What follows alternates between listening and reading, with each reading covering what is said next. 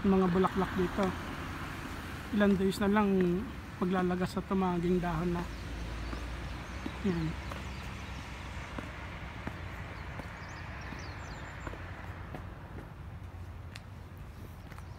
Oisamas.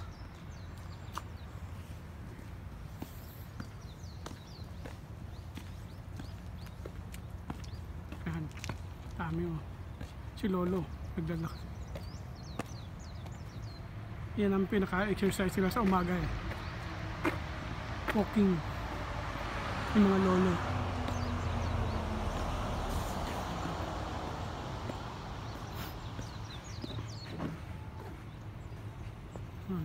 Ganda ng bulaklak oh.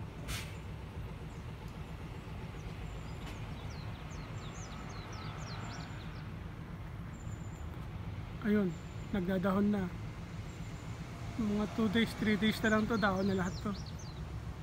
Mabilis lang to eh.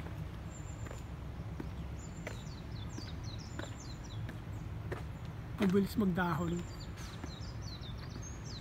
Ito ang tinatawag nila sa Japanese na sakura. Yan, sakura siya. Flowers. Oh, ang ganda diba?